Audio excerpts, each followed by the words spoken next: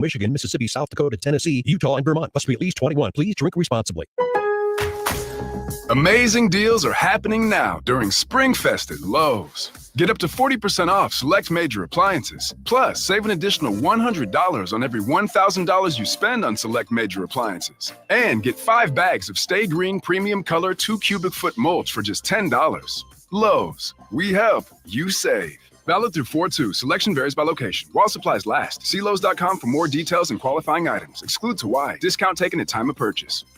So, you want to buy a house. You could go online, do your research, find the dream listing, go see it, and get catfished. Back to the drawing board. More scheduling, more viewings, more, this doesn't even look like the photos. You could finally find one that does match the photos. Then comes the offer. Stress rush? Yep, make that 3. And here's the paperwork. Yep, never-ending paperwork. It's a lot. But you don't have to do it alone. Because there's an agent who's a realtor here to guide and help protect you as you find the home that's right for you. Realtors are members of the National Association of Realtors.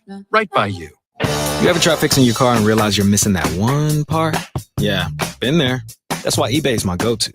They've got millions of parts, guaranteed to fit.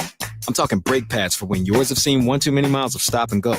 Oil filters, because you don't mess around with your engine care.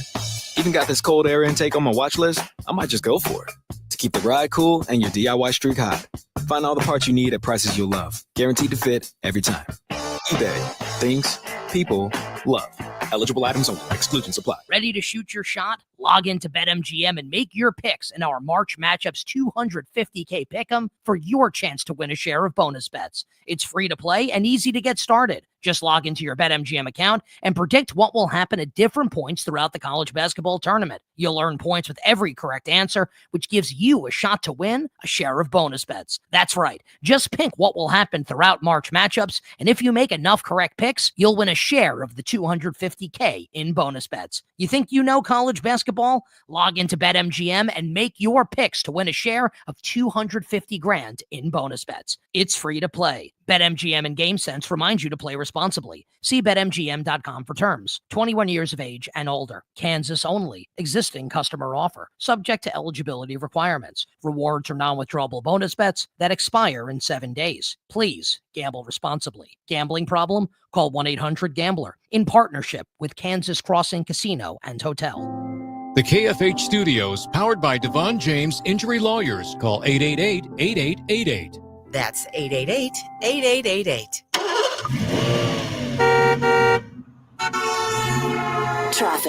Traffic starting to get heavier here in the Wichita area right now. Seeing some pretty heavy traffic on Hydraulic, and that's northbound between Lincoln and Kellogg. Traffic update, 98.7 and 1330 KNSS. I'm Jed Chambers.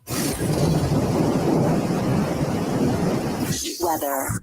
Fair skies today with mostly sunny to partly cloudy conditions. A breeze going to pick back up to 10 to 20 miles an hour. Not going to be too gusty, though. Also, not too chilly this morning, followed by another warm high of 75 degrees. With your Storm Track 3 forecast, I'm meteorologist Ronald Williams. Worry less about your dog eating the couch while you're at work, thanks to a stay-at-home pet's best friend. Us. Tell your smart speaker to play 97.5 and 1240 KFH. Kansas Fan Headquarters, 97.5 and 1240 KFH Wichita, KNSS HD2 Clearwater, an Odyssey Sports Station. Hey Wichita, it's Jacob Albrock. Stay right there for the latest breaking in sports talk. It's Sports Daily coming up next exclusively on 97.5 and 1240 KFH. I'm Tom Pelissero with NFL Network Now on the Westwood One Radio Network. Two of the biggest free agents officially have new teams. 10-time Pro Bowl quarterback Russell Wilson will now be under center for the New York Giants, agreeing to terms on a one-year deal worth $10.5 million.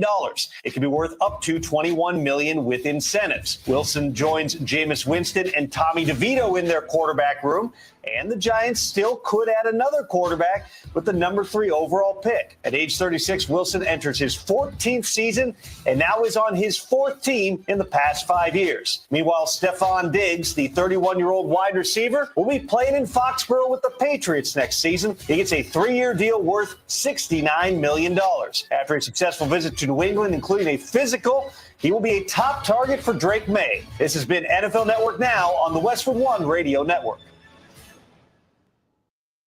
I had the worst dream last night. You were in a car crash, and the kids and I were on our own. We had to move out of the house because I couldn't afford it anymore. That's awful, hon. My brother got life insurance from Ethos, and it only took 10 minutes. And he got $2 million in coverage for around $2 a day. It's all online, no medical exam. He just answered a few health questions right from his house. Ethos, here we come. Visit ethos.com/sports. Ethos.com/sports. Sample rate is a 10-year term life policy for 35-year-old healthy, non-smoking male. Billed monthly. Prescriptions require an online consultation with a healthcare provider who will determine if appropriate. Restrictions apply. See website for details and important safety information. Price varies based on product and subscription plan. Hey guys, let's talk ED because millions of men experience it. But not everyone can access or afford treatments like Viagra. Hims can help. Through Hims.com, you can access a full range of treatment options for ED through a 100% online process. To start your free online visit and save up to 95%, go to Hims.com/joy. HIMS.com/JOY.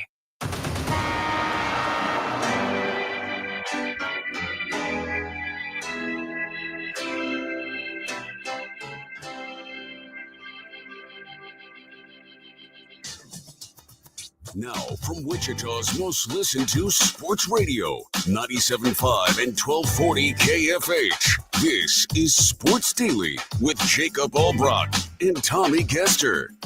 All right, welcome back in. Can you feel it? It's almost opening day, 1 day away from the start of the Major League Baseball season and the start of Royals baseball right here on KFH. We'll have plenty on the Royals coming up over the next couple of hours. We'll get you ready for the Sweet 16 and March Madness.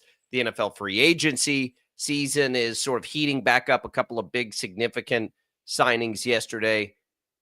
And, of course, the transfer portal is in full effect. We've got a lot to cover today. Jacob Albrock, Tommy Castor here with you on KFH. 97.5 FM, 1240 AM. That's where you're listening to us, and that's where you can call us at 869-1240. You can also leave us your messages. Thanks for watching us on 12 News Connected, Facebook, YouTube, X, whatever it is that you use to watch us. We appreciate that as well. And we'll get to your video comments there. You can also leave us voicemails, voice messages on the Odyssey app. We know a lot of you listen to us that way through the podcast or whatever it might be. You can do that easily. Just hit the little microphone and leave us a message. We're here to chat with you. It's we're getting close to what could be the best sports day on the calendar this year.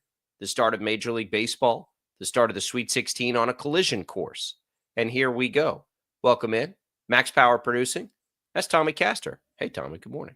Man, we are getting close to your point. I mean, 24 hours or so from opening day, Major League Baseball, right into the Sweet 16 games. I think the more that I've thought about it, I think it is probably top three as far as like biggest sporting days of the year. It's probably that. It's probably Super Bowl Sunday. And then, I don't know, I think weekend of NFL probably around there too. Sunday of the NFL, or if you want to like get real nerdy, your big like fantasy football draft, any of the like fantasy football draft season like that, week, right? That's also a really fun time for me. Yeah. But you get into Major League Baseball and then college basketball all on the same day. It's like those days around Thanksgiving when you've got like conference college football games and you've got the holiday basketball tournaments and you've got NFL. Like to me, like this is kind of the same sort of feeling. But with more on the line as far as basketball to some degree. I mean, we were joking when we were out at the NCAA tournament last week that we would write people, doctor's notes, hooky notes. I might need you to write me one, Tommy. I don't want to work. Now it'll be all right. We'll be at work for it. We'll power through. It's one of the things about opening day. They open it up at 3:00. I don't have a problem with it. You got a better chance for good weather. It won't be so cold. So I understand it. But man, we're ready for opening day, and we'll talk some Royals here over the next couple hours as we continue to prepare for that. Shreyas Laddha is going to join us in the next hour. He'll talk to us about the portal. And there's this collision course now. What is KU doing in the portal? And then some news we'll get to in just a few minutes from the Shockers' perspective as they lose a key piece in Quincy Ballard. Man, I wonder if KU doesn't have interest in Quincy Ballard, number one. Number two, that is a gut punch for the Shockers. I mean, that is brutal to know that he's planning on coming back to college basketball, but not to Wichita State. Shouldn't surprise us all that much. but he is going to flourish somewhere, I'm pretty sure. And it's not going to be at Charles Koch Arena, and that's disappointing. But we'll get into the implications of that. That was the big portal news yesterday. Otherwise, it's been kind of quiet for the portal players we're watching. For Wichita State, K-State, KU. Giannis Bamba also got in. Of course, not a key contributor for the Shockers last year. But, man, here comes the portal season, and there will be a lot of work to do for a lot of teams. So Shreyas Laddha is going to help us join us to help us talk about that in the second hour as it pertains to KU. And then some NFL signings yesterday, Tommy, as we take a bird's eye look at everything. Russell Wilson to the Giants. Does that take away, potential landing spot for Aaron Rodgers? Does that impact the draft and what might happen in the draft? Possibly. We'll discuss. And then Steph Diggs to the Patriots. A little credit to the Patriots here for trying to help Drake May out. Steph Diggs was really, really good last year before he got hurt. So that's an interesting signing there as well. Neither of those are needle moving as it pertains to the Chiefs' chances, but significant. Yeah, there are, a couple of those deals that were done yesterday. I think to answer your questions very quickly, it does eliminate a landing spot for Aaron Rodgers. I mean, I think it's at this point Pittsburgh or bust for Aaron Rodgers, in the NFL next season. And then, Steph Diggs going to the Patriots. I mean, I think that, him going to the division rival of the team that he, basically helped put on the map with the Buffalo Bills is interesting. But yeah, I mean, they're definitely trying to find additional weapons for Drake May, trying to build the team around Drake May, having a veteran wide receiver around a guy like May, who they feel like is their franchise quarterback long-term. I think it's a smart move for them. They've been mildly aggressive this offseason. The Patriots have been. I don't know if it's going to be enough to get them back into the playoff hunt this season, but at least they're putting the pieces together, the building blocks together for a foundation for the future for this team. Yeah, it's it's a good thing for Drake May. Doesn't mean a whole lot. I look at the other one though, Russell Wilson to the Giants.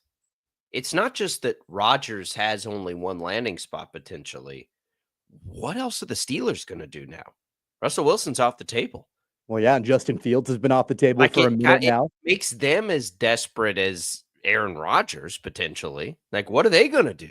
Yeah, and honestly, I don't blame contender. I don't blame Russell Wilson, because I feel like there was maybe this, mentality for a minute of, the Steelers maybe hedging a little bit and like, well, we've still got Russell Wilson in our back pocket. If it doesn't work out with Aaron Rodgers, we'll wait Rodgers out. And then Russell Wilson's like, you know what? Sorry, guys. Like, I'm bouncing. I'm out of here. I don't want to give Russell Wilson that much credit. Like, he just went where somebody was going to pay him. I don't know that it was like he'll have to compete with Jameis Winston for a job there, by the way. I think it probably does. It probably does tell us the Giants aren't going to take a quarterback. Well, for sure. They're not gonna take a Shedeur Sanders or a Cam Ward early. Like, they're not gonna. Yeah, they're not going to do that. If you were going to do that, you'd have just rode out with Jameis. So now they tip their hand a little bit. Does anybody trade up? Is this a position where the Steelers need to like cash it all in and go after one of them? Maybe that's their plan. I don't know, but they don't have a lot of options here. I don't think. I still think their best option is to go acquire Derek Carr from the Saints. I've always thought that was their best option, but Rodgers is, simpler, and we'll see. It's time to get that done. What kind of world are we living in when Aaron Rodgers is simpler? Like, he's the simple solution. He is now. Yeah. Well, they don't. All you have to do with him is just sign him, right? Right. Like, you don't have to. If he'll sign. I mean, if he's not in the middle of his darkness retreat, to make a decision or not. Like, that's what makes it not. It's not as easy as just like, here's a contract, go ahead and sign it. Let's move forward. It's a little bit more complicated than that. Got to let the mushrooms wear off first. You have a clear mind. Right? Like, you have to take your time with it in that regard. But we'll have all of that for you today. We'll give away some HTO today as well. Thanks to Prairie Fire Coffee for keeping us fueled up. When we return, we'll start with Quincy Ballard. That is devastating news for the Shockers. It's not all that unexpected. But it's devastating nonetheless. And we look at a roster now that has a lot of work to do in a year that will feel pretty desperate, quite frankly. Pretty desperate next year for Wichita State and Paul Mills in year 3. So we'll start there. The Quincy Ballard news yesterday. It's Sports Daily. We're just getting revved up here on a Wednesday? What day is it? On a Wednesday, and we're coming right back.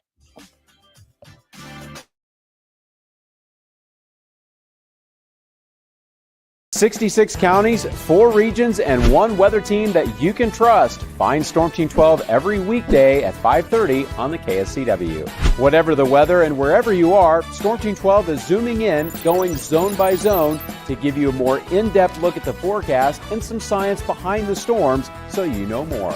We're focusing on the forecast so you can focus on what's important to you. Storm Team 12 Weather Focus, 5:30 on the KSCW. The future of television has arrived. Next Gen TV is here with stunning video, movie theater quality sound, enhanced voice clarity, and interactive features, all upgradable for the future. Learn more at watchnextgentv.com. Sometimes people tell us, I don't get it, it's just tea. But let me tell you, we are so much more than just tea. With 20 plus flavors of sweet and unsweet iced tea, the possibilities are endless. Come on in and try them all for free to find your favorite, or get us on the go for your busy lifestyle. And don't miss happy hour every day.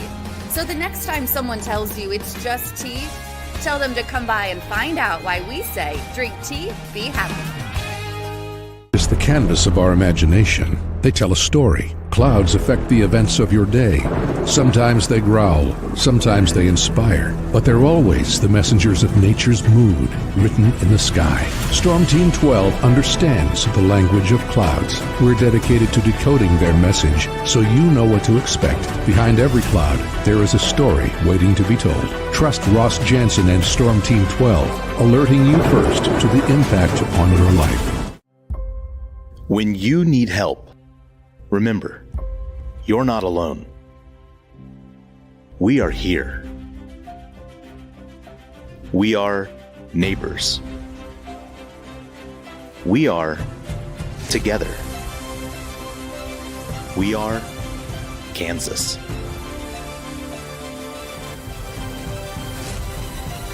We are 12 News.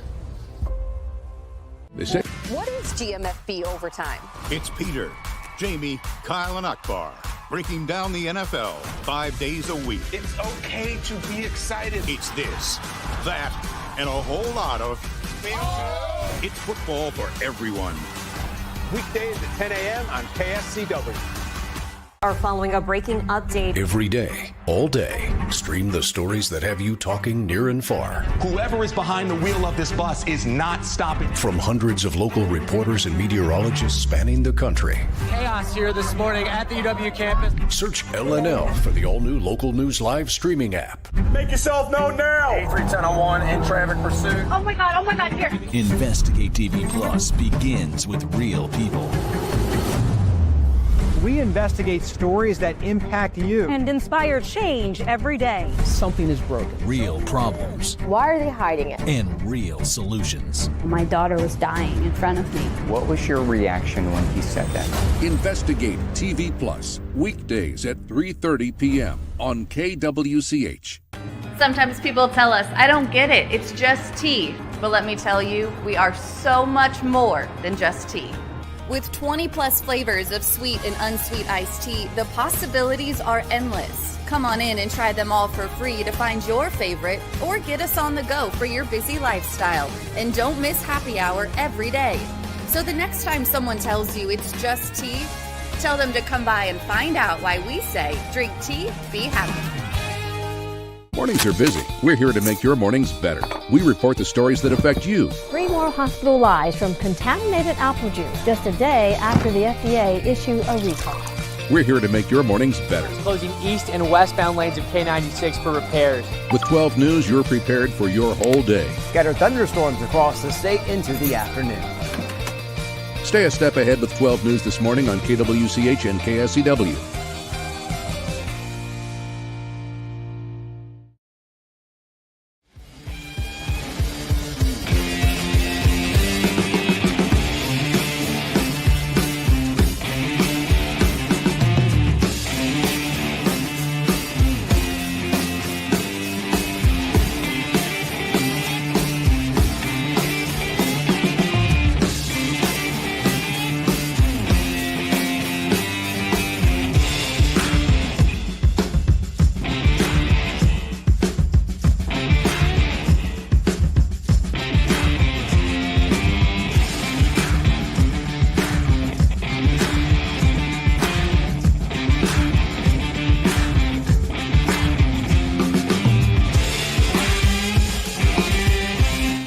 KFH. All right, welcome back in, everybody. Thanks to Crestview Country Club for their great sponsorship of this show. Glad to have that sponsorship. Glad to have it as we get ready to go play some golf. I played yesterday out there. Here's how I do it, Tommy. I know you get your 18. I went out and I played 9 yesterday, and it took about, I don't know, hour and 15 minutes maybe. Hopped out there, played 9 real quick, and continued on with my day. That's pretty nice. That's pretty awesome to be able to just buzz out like that, grab a cart and go. How'd it go for you? Not good. Not good. I'm hovering right there in the mid 90s, and I know that the thing that will shave the strokes away is being a better putter. So I need to work on that to some degree. That's one thing you don't want to be in a hurry for. I get it. The other thing is that's a mid 90s with a foot wedge in play. You know what I mean? Like I'm not hitting the balls that are absolute duff shot. So 2 things I have to fix this year in golf. No more total wasted, like mishit duff shots, and then be a better putter. Keep it to only 2 putts or less. And that'll, I think, get me where I want to be. So that's what I'm kind of working on a little bit. I had somebody one time, I was complaining about my game. I was talking to a guy that I know that's a really good golfer. And I was just complaining, I'm like, man, I can't do this. And I wish I could do this better. I need to improve in this part of my game. And he looks at me and he goes, well, yeah, that all sounds really good. How often do you practice? And I was like, I mean, I don't. I mean, I just come out and play. He's like, how do you expect to ever get better if you don't practice? And I'm like, that's actually a really good point. And so honestly, like I started trying to do that more, like just go spend an hour putting, which is not fun to do necessarily. I'd rather just go play golf. But that kind of changed my mindset. It does help. And I don't know what to do to get because when I go to the range, I do that. And I'll hit everything, 15 straight balls, clean hits, great hits. And then I get out to the course and it doesn't translate. So we're working on it. We're working through it. Glad I got Crestview to get out there and give it as many holes as I can cram in at a time. But we appreciate that. We got a wine tasting this week with my wife. It'll be interfering with March Madness, but that's okay. They'll have games on the TV. And so it'll be good. Thanks to Crestview. We're going to have cool opportunities, by the way, in the coming months of how you can get out there and play some golf and check it out. So we'll be looking forward to that. That'll be coming. All right, Tommy, let's talk college hoops. Not the Sweet 16 yet, which we will talk about, but about the Shockers losing Quincy Ballard. Is it unexpected that we get the news yesterday he's transferring out, even though we believe he should have another year of eligibility coming? No, it's not surprising, but it's devastating. There was always the chance a guy that stuck it out in the program for a long time, through a lot of stuff, through injuries and coaching change and all of these things, now to go as you really saw the light bulb go off late in the year last year. That is tough. He will be highly, highly, highly coveted. So it shouldn't surprise you for that reason. But it still sucks because he was going to have to be a building block for you. I mean, it is really Corey Washington or bust now for Wichita State. They have to keep him.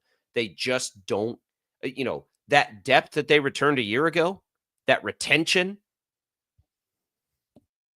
it's like all Corey Washington now. Well, that's all they've got. Yeah, it's gone. I mean, obviously with graduations and, players aging out of the program, and then you've got the Quincy Ballard transfer news. I mean, yeah, they've got to maintain Corey Washington in the program. He has yet to make a decision, or he has yet to at least release a decision if he's made one. I would imagine that's coming sooner rather than later would be my guess on that.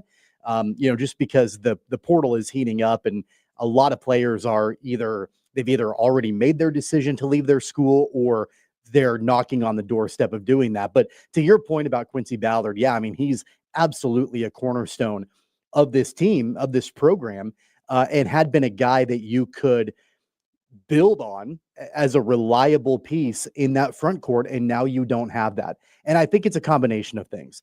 I think number one, as you mentioned, Washington is going to be highly coveted, not just by like your run of the mill college basketball program, but I think high major elite programs are going to be wanting Quincy Ballard services on their roster. No question.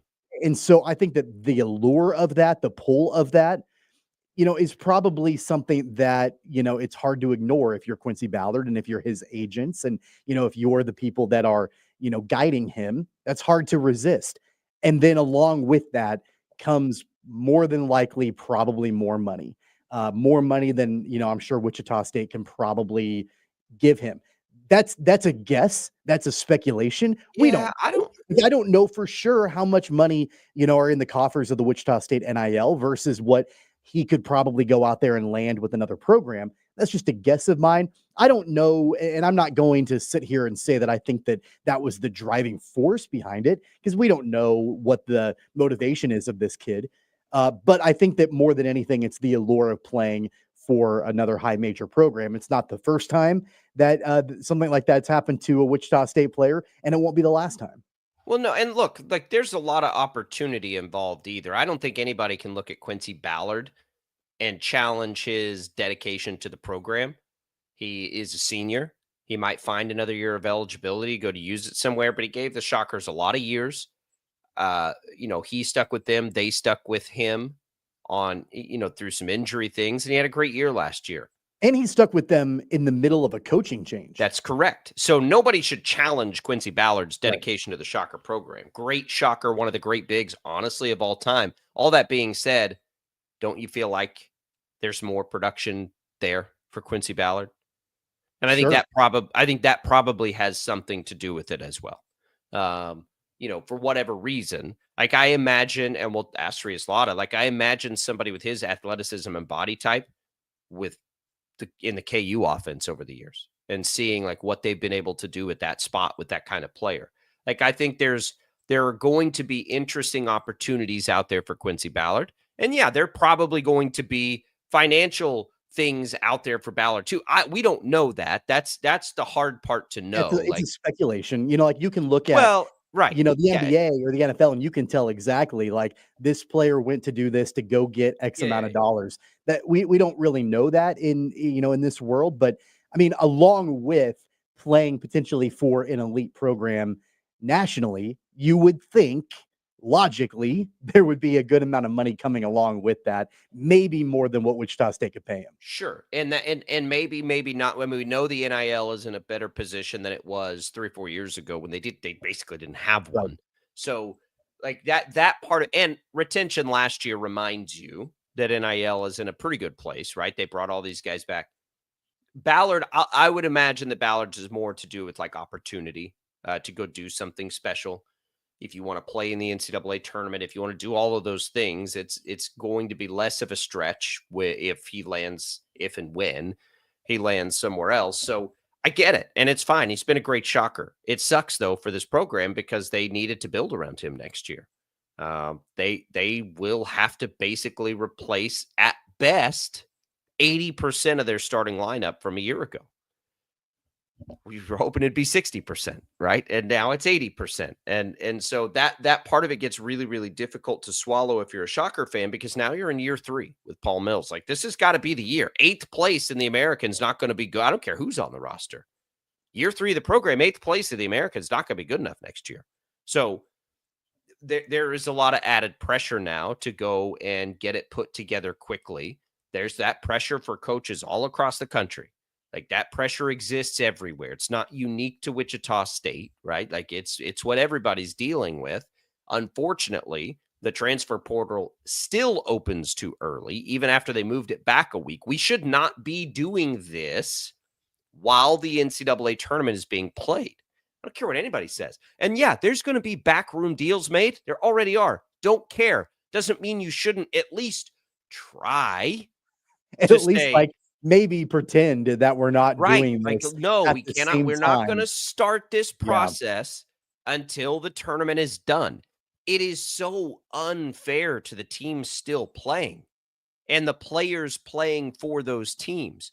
Not only the players that might transfer out, they could be tempted while they're trying to focus on this, but that their coaches have to also be paying attention to the portal when they should be only focused on this group. Like, you're forcing the coaches to do that. That's where it's like, come on, guys. Like, what difference does it make if you don't open the portal for another 2 weeks? Right? The conversations are being had anyway, but at least maybe it takes some of the pressure off and some people follow the rules. It's just ridiculous. Like, why are we doing this? Like, of all the simple things to do with the transfer portal and the NIL, like all the simple things you can do to make it better, that's the simplest. Stop opening it before the season's done. It's the same thing with college football. I mean, you've got bowl games going on, and CFP games and all of that at the same time that the transfer portal opens in college football. Like it just seems to be an easy calendar fix, an easy scheduling fix. College like football's is their own mess because they wait like a month and a half, right, to play. But basketball doesn't wait any. They just keep playing. Right. Yeah. Going back to the Ballard situation, I'm disappointed that he is leaving Wichita State, or at least entering the transfer portal, because I like Quincy Ballard a lot. And because he had been kind of that constant, that foundational cornerstone for this team in the post. Yeah, I'm going to miss him for sure. And he was a really, really good shocker. I think I read Taylor Eldridge's article yesterday, and I might get this wrong. I think he had the most double doubles in a season for the team, like going back, I don't know, 13 or 14 years. Like, he had a lot of production on this team and had been for a while. And the dedication and the loyalty that he showed the program, sticking around through the transition from Isaac Brown, to Paul Mills. That doesn't happen a whole lot in college basketball anymore. And so I don't begrudge him for wanting to go and potentially find opportunity elsewhere. And there will be a lot of teams that will for sure want his services, and he should have the pick of the litter. So I don't begrudge him for it, and I'm not surprised by it. I am disappointed. But here's the other thing, and this goes back to something you mentioned a moment ago, and I think it's true. I don't think that there were a lot of points in the season where you, at least offensively, where you felt like the offense ran through Quincy Ballard. No. And I think in retrospect, should the offense have ran through Quincy Ballard more? When you look at the production that he did, even though he wasn't the key focal point offensively for this team, I don't know. I mean, maybe there needed to be a little bit more opportunity for him in the post. I don't know if it ultimately would have changed anything. I don't know if his decision would have been different at the end of the day, or if he still would have felt that pull to go potentially to another program that, is maybe a little bit more elite than Wichita State is right now. I don't know if it would have changed anything at all. But if it was, a decision about opportunity, maybe there could have been a little bit more opportunity for him in the season, if that makes sense. Yeah, I think so, but I don't know that I believe that's his game. So I don't want to say that, because I think people will, and I don't think you're saying this either, I think people will immediately think, oh, that's the coaching staff's fault for not making him a bigger part of the offense. I don't think it's their fault, because they're trying to win games, and I'm not sure that would have been the best strategy. He needs to still develop as an offensive player. A lot of that work's going to be done now, not while they're actually playing games.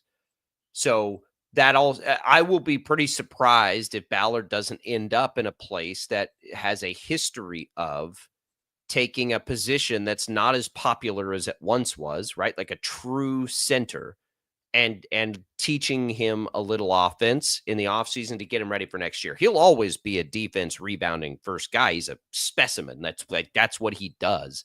So I'm not going to say Wichita State should have given him more shots. I'm not sure that I believe that would have been their best path to winning more games. And right now, all Wichita State needs to be doing is trying to win more games, because they finished 8th place in the American last year. That's not good enough. They have to do everything they can to win games. So he could find that opportunity somewhere else. And yes, I think that absolutely is probably the main reason he's leaving. But I don't want people to think like, oh, it's the Shockers' fault for not giving. I don't know that I believe that, because I don't know that would have been the case last year. You wish it would have been the case going into the year, I suppose. But now they have a roster that's full of a lot of question marks. Again, you hope they can keep Corey Washington. Barton's got a junior college player, Keandre Kendall, who is, I believe, they may have lost yesterday, but was playing in the NJCAA championship tournament up in Hutch. He comes in with a lot of experience. He's a highly touted JUCO player. 5 JUCO player in the country, I believe. Eldridge lists him. Eldridge does a great job with the roster grid. If you want to go find it, it's on his X. It's real easy to find. Eldridge called him the number 13 JUCO prospect in 2025. But that's fine, right? Like you're going to need those kinds of players. Then, of course, they have Zion Pipkin and TJ Williams, both top 150-ish recruits. Remember that, because that, and I bring this up to people all the time. Top 150 recruits is where Greg Marshall lived in the recent glory days of the Shockers. Like outside of a handful of guys, Marcus McDuffie, the later guys that all transferred out were a little more highly touted, like Etienne, but then Burton and Eric Stevenson. Those guys were just a little bit higher. But a lot of the bread and butter for the Shockers were that 150 range. Outside of like Van Vliet and McDuffie, like a lot of their players lived in that range. So that's not a bad range. I always look at that as like, okay, top 150s. Wichita State's had a long history of good players coming from. I mean, Marshall, to his credit, developed them extremely well. Yes, he did. Yes, he did. And so did That's Isaac why Brown. it worked. That's why it worked, because that coaching staff developed. And I'm not saying Paul Mills can't do that. Well, we haven't had enough time. We don't know if he can or not. But that it wasn't just like, oh, they found diamonds in the rough, in that area, and they picked well. They developed those guys extremely well. Well, they recruited the right players until the very end, and a lot of those guys toward the end, as you got more, more on paper talented players, he had a whole lot more issues too. We haven't had a chance to see that from Mills yet, because he took in his first year's team and then he kind of brought everybody back. So we don't know how his development of young players is going to go. We're going to find out this offseason, because they're just going to have to use them. It sucks to see guys like Jerome Pierre leave and then go flourish the way he has this year. But yeah, we're going to find that out. This will be the Mills offseason to learn about how he's been developing these young players, for sure, because they don't have as many returners blocking all the minutes to be played. Joey Adovija, he is also back. He's the only one of these guys we're talking about who actually played a little bit this year.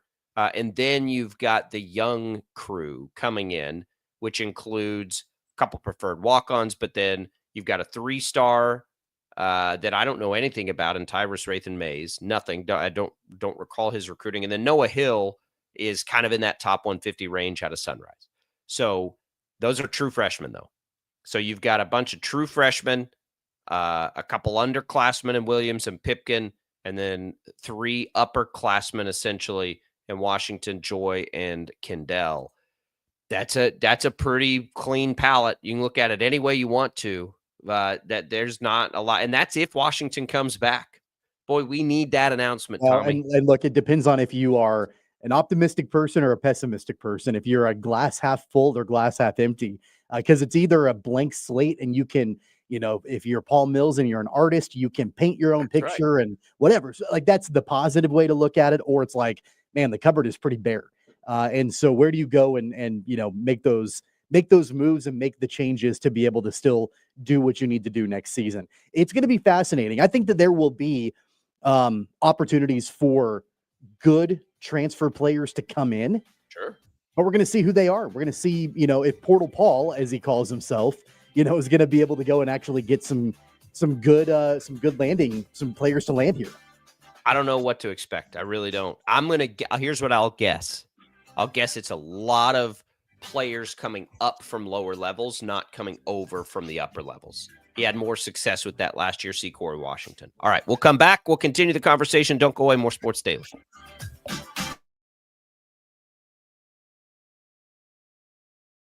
66 counties, 4 regions, and 1 weather team that you can trust. Find Storm Team 12 every weekday at 5:30 on the KSCW.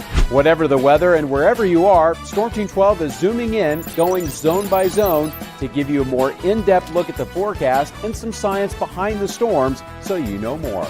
We're focusing on the forecast so you can focus on what's important to you. Storm Team 12 Weather Focus, 5:30 on the KSCW. The future of television has arrived.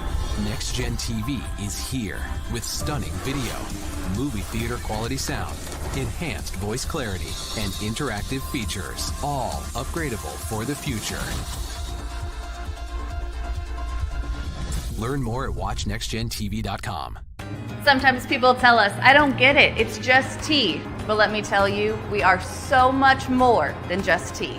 With 20 plus flavors of sweet and unsweet iced tea, the possibilities are endless. Come on in and try them all for free to find your favorite or get us on the go for your busy lifestyle. And don't miss happy hour every day. So the next time someone tells you it's just tea, tell them to come by and find out why we say, drink tea, be happy. It's the canvas of our imagination. They tell a story. Clouds affect the events of your day. Sometimes they growl, sometimes they inspire, but they're always the messengers of nature's mood written in the sky. Storm Team 12 understands the language of clouds. We're dedicated to decoding their message so you know what to expect. Behind every cloud, there is a story waiting to be told. Trust Ross Jansen and Storm Team 12, alerting you first to the impact on your life. When you need help, remember, you're not alone. We are here. We are neighbors. We are together. We are Kansas.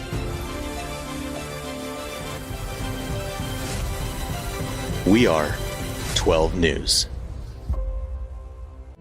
What is GMFB Overtime? It's Peter, Jamie, Kyle, and Akbar breaking down the NFL 5 days a week. It's okay to be excited. It's this, that, and a whole lot of... It's football for everyone. Weekdays at 10 a.m. on KSCW. Are following a breaking update. Every day, all day, stream the stories that have you talking near and far. Whoever is behind the wheel of this bus is not stopping. From hundreds of local reporters and meteorologists spanning the country. Chaos here this morning at the UW campus. Search LNL for the all-new Local News Live streaming app. Make yourself known now. 83101 in traffic pursuit. Oh my God, here. Investigate TV Plus begins with real people. We investigate stories that impact you. And inspire change every day. Something is broken. Real problems. Why are they hiding it? And real solutions. My daughter was dying in front of me. What was your reaction when he said that? Investigate TV Plus, weekdays at 3:30 p.m. on KWCH. Sometimes people tell us, I don't get it, it's just tea. But let me tell you, we are so much more than just tea. With 20 plus flavors of sweet and unsweet iced tea, the possibilities are endless. Come on in and try them all for free to find your favorite or get us on the go for your busy lifestyle. And don't miss happy hour every day. So the next time someone tells you it's just tea, tell them to come by and find out why we say, drink tea, be happy. Mornings are busy. We're here to make your mornings better. We report the stories that affect you. 3 more hospital lies from contaminated apple juice just a day after the FDA issued a recall. We're here to make your mornings better. Closing east and westbound lanes of K96 for repairs. With 12 News, you're prepared for your whole day. Scattered thunderstorms across the state into the afternoon. Stay a step ahead with 12 News this morning on KWCH and KSCW.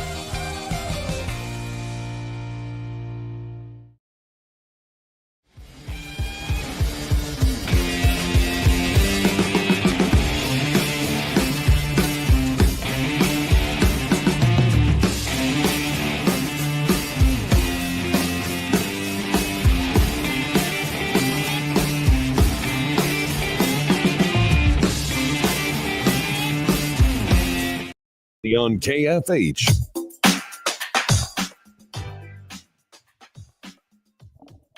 Welcome back, everybody. It is Sports Daily. We are glad to be with you. We've got video comments that you can make, Facebook, YouTube, X, Shocker fans. What do you think? You can also call us, 869-1240. One of our great listeners, viewers, consumers is Rick on YouTube.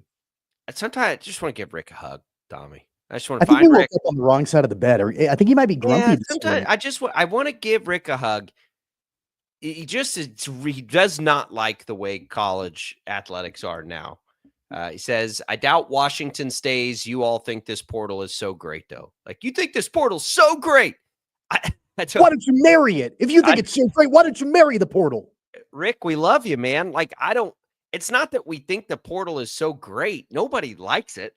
It's just the right thing. It's the right thing. And it's reality. It's not changing. Yeah. So I'm not going to scream at the heavens about it every day. Like it's the reality in which we have to operate in. Until you put players under contract. This is like, legally speaking, if you are a free market capitalist, this is the only way until they get some things in place to properly get we're on our way. We're getting there, right? We're going to get revenue sharing. And this is not going to be, nobody said this would be easier on the universities, but universities have been functioning and operating largely on the backs of major college sports for a very long time. Like, I don't need a lecture from a university until tuition rates don't stop going up, right? Like, I find it very hard, not for the individuals working within it. I have a ton of sympathy, tons, for the individuals working within it and how much harder it is now to do it. What I don't have sympathy for are universities that come out, and I'm not even calling anybody out, but the idea that these poor old universities don't have any more money. Like, guys, like, stop, like, don't like, let's not talk about that, because we can't even afford to send our kids to college anymore. I don't need to have that conversation. So the athletes that have driven the revenue and been very unfairly compensated for years and years and years, basically for eternity, like them being able to have some freedom, make some money, move around, and put themselves in a best position to succeed while they're still generating all the money for the university is just fine.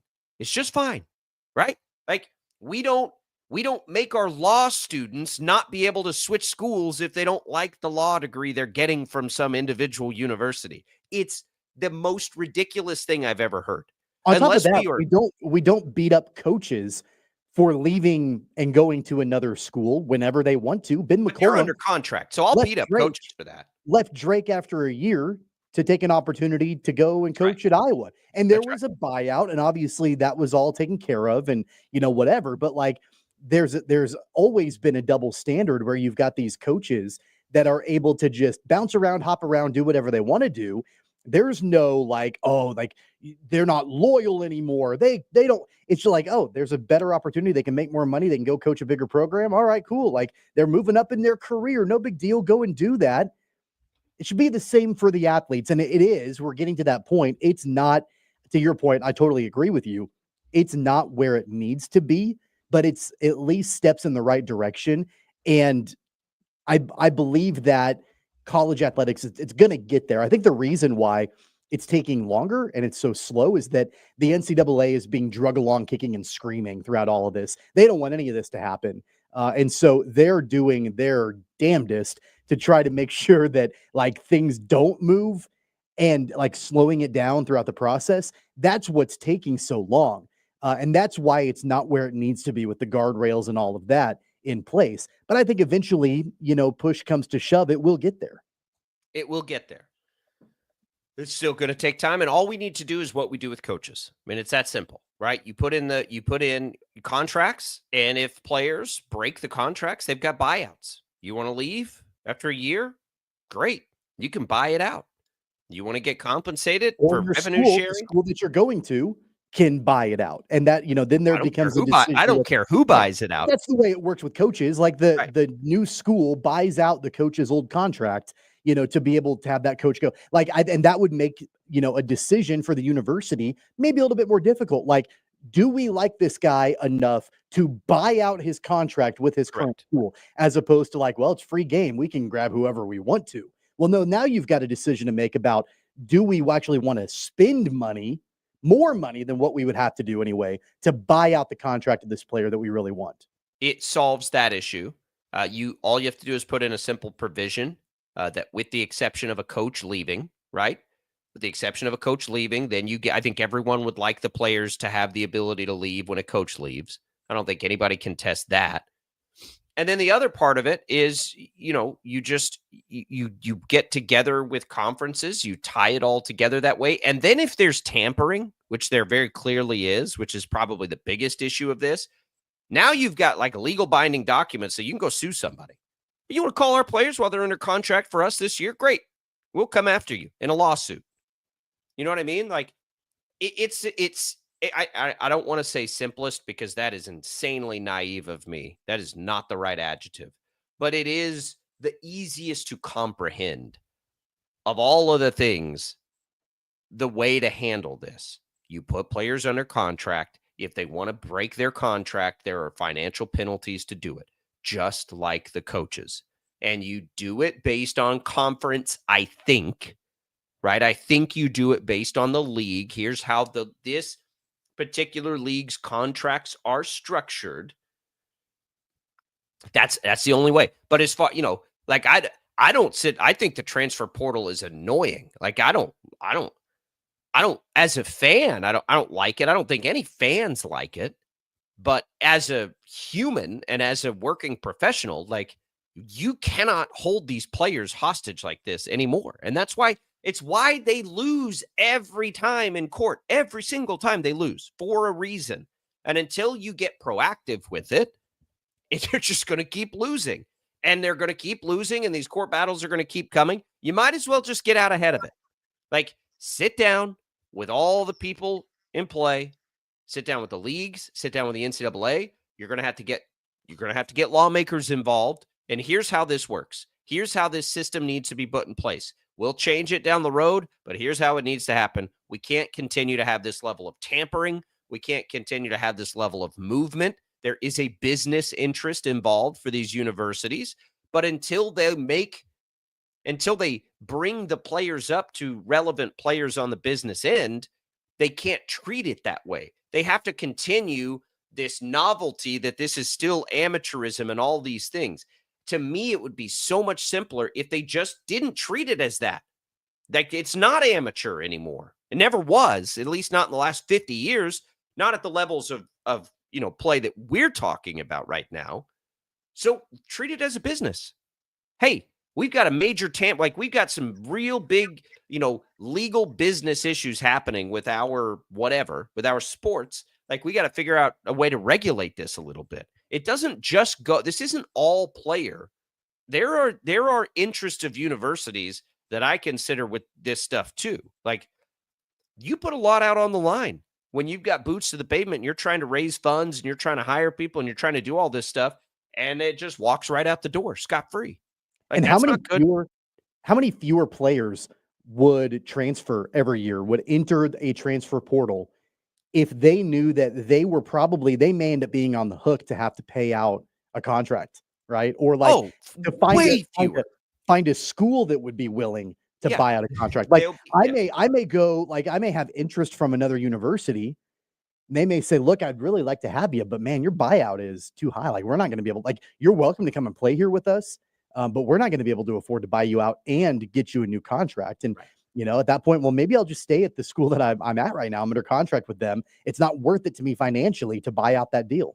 Now, if this were to happen, and I think it's the only thing I can think of, there will be schools each year who will be willing to pay it. And you will have a situation where some schools are more equipped. But I'm telling you right now, that already is the case. Certain schools can afford to pay coaching buyouts. Certain schools cannot. Like, there's already that discrepancy. That's always going to be there. I think what you'll like, and the levels that will really suffer would be the non-power leagues, or like Drake, or even lower, right? If you go down even lower, those schools aren't going to be able to enforce that level of contract. So they're going to continue to lose their players. It's just part of it, right? They already do. But what you wouldn't see are all the power, like basically entire rosters enter the transfer portal. If you want to enter the transfer portal and you play in the Big 12, it's going to cost you, right? Like you get to do it if your coach leaves. Some people think there should be one free one. I'm going to tell you right now, I am as pro player as anybody on the planet. If these players are under contract, you don't get any free ones unless a coach leaves. I'm not giving you a free transfer. If I'm putting you under contract and I'm paying you and you're getting a part of the revenue share, no. Now you have my attention when I say You are important to our marketing. We have built your brand. We are like, no, you don't get any free ones. And I am totally fine with that if you're under contract and being compensated. Well, and think about the way that things have moved from when NIL first started. I mean, it was like literally a way for players to be able to go and, make external money by doing things that used their name, image, and likeness, right? It was marketing deals, endorsement deals that they were going and securing on their own with third parties that were able to compensate them to do that sort of thing. That was kind of the way that it originally, and it was all separate from the university, right? Like that was made very clear. Like the guardrails initially were that this was, not affiliated with the university officially. And now we've started to move, towards where, no, it is affiliated with the university. It's under the umbrella of the university, so they can protect it. They can, make sure that, things are being done on the up and up and blah, blah, blah, and all of that. And that's fine. But we've even seen in the last few years, the way that, NIL and compensation has evolved. We're not done evolving. I don't like the transfer portal because it makes it impossible to set expectations for future years. You have no idea. Even like, let's say that Corey Washington doesn't come back for the Shockers next season, and they have to replace their entire roster, their entire rotation. They could go out and get great portal players that did great at their schools last year. There is absolutely no way to set expectations on what that team will be until we actually watch them play. No way to do it. That's what the transfer portal has done. I don't like it. I don't like that that's where we're at right now for that, in that regard, but it's the right thing to do, at least in moving the needle forward and making sure that players are compensated fairly and appropriately. Yeah, it's just, there is and I'm with like Bill Self. It is going to settle down, but they have to navigate the tricky waters of the legal system, what's legal, what's fair, what's right. Like you just have to get there, and they will, and they'll figure it out.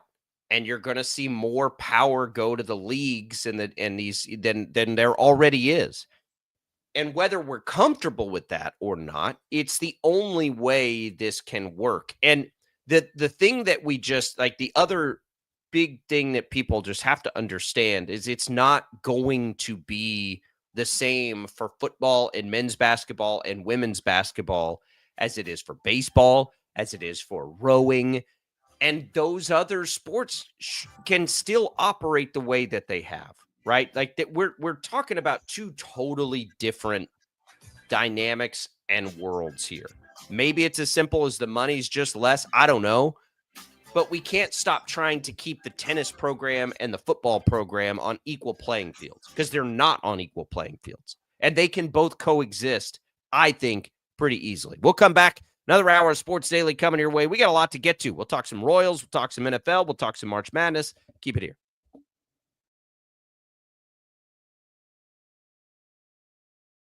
66 counties, 4 regions, and 1 weather team that you can trust. Find Storm Team 12 every weekday at 5:30 on the KSCW. Whatever the weather and wherever you are, Storm Team 12 is zooming in, going zone by zone to give you a more in-depth look at the forecast and some science behind the storms so you know more. We're focusing on the forecast so you can focus on what's important to you. Storm Team 12 Weather Focus, 5:30 on the KSCW. The future of television has arrived. Next Gen TV is here with stunning video, movie theater quality sound, enhanced voice clarity, and interactive features, all upgradable for the future. Learn more at watchnextgentv.com. Sometimes people tell us, I don't get it, it's just tea. But let me tell you, we are so much more than just tea. With 20 plus flavors of sweet and unsweet iced tea, the possibilities are endless. Come on in and try them all for free to find your favorite or get us on the go for your busy lifestyle. And don't miss happy hour every day. So the next time someone tells you it's just tea, tell them to come by and find out why we say drink tea, be happy. It's the canvas of our imagination. They tell a story. Clouds affect the events of your day.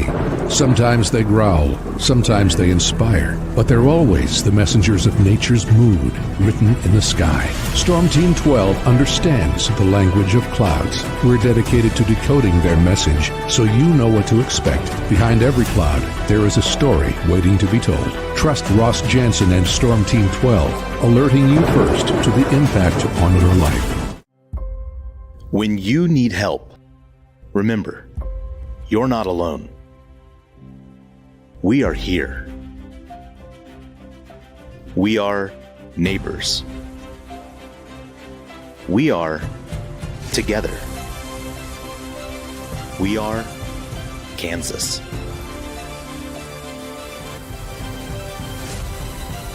We are 12 News. They say, What is GMFB overtime? It's Peter, Jamie, Kyle, and Akbar breaking down the NFL 5 days a week. It's okay to be excited. It's this, that, and a whole lot of It's football for everyone. Weekdays at 10 a.m. on KSCW. Are following a breaking update. Every day, all day, stream the stories that have you talking near and far. Whoever is behind the wheel of this bus is not stopping. From hundreds of local reporters and meteorologists spanning the country. Chaos here this morning at the UW campus. Search LNL for the all-new Local News Live streaming app. Make yourself known now. 83101 in traffic pursuit. Oh my God, here. Investigate TV Plus begins with real people.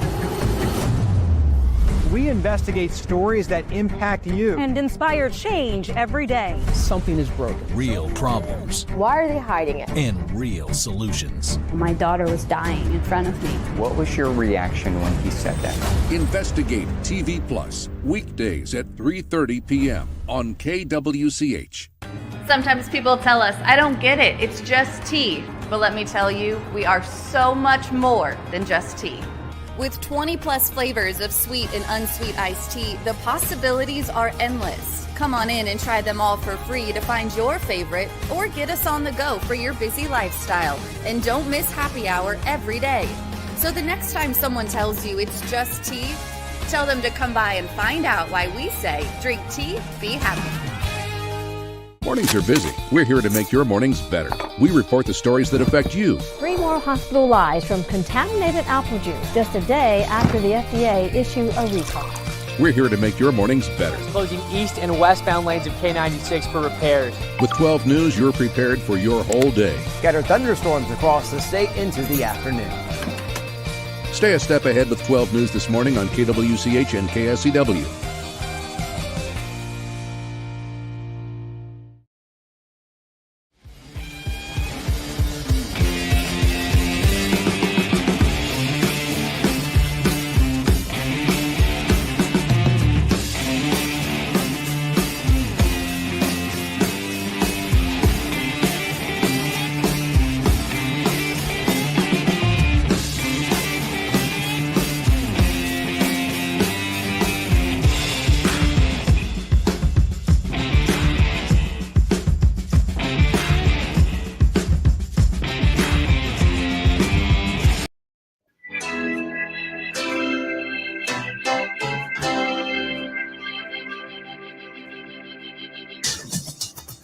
Now, from Wichita's most listened to sports radio, 97.5 and 1240 KFH. This is Sports Daily with Jacob Albrock and Tommy Kester. All right, welcome back in, everybody. It's another hour of Sports Daily, and we are glad to be with you here on KFH. Thanks for being with us. One thing we will talk about in this hour, Tommy, is the stadium stuff with the Royals. It's taken a couple of turns here. We're hearing from the real estate group that owns the property up there, the old Sprint complex or whatever it's called. So we're going to get you the latest on that. Don't worry. And it's a lot of it's been driven by our colleagues over at 96.5 The Fan, Bob Fesco in Kansas City. So what's happening here? What's going on? How much noise is there? Smoke, all that stuff. We'll get to that in our next segment. Shreyas Laddha also going to join us this hour to talk KU. What's he hearing about the portal? Might they have any interest in Quincy Ballard? All of those things. Who's coming back? We'll get all caught up with Shreyas Laddha. So now, Tommy, let's hit on these NFL storylines just real quick. And that are two yesterday. We've got Steph Diggs going to the Patriots. It's one of those really big, $69 million, nice contracts, but with only about a third of that guaranteed. So, it's kind of a rental thing, and most likely in reality, you see it at first and you're like, why are the Patriots doing that? The more I think about it, the more I really like it. Like, they have to help Drake May. And if they've got the money burning a hole in their pocket, this kind of a deal for a player like Steph Diggs, who could really help Drake May, makes a lot of sense to me. I like it for the Patriots. I think it's a pretty smart move.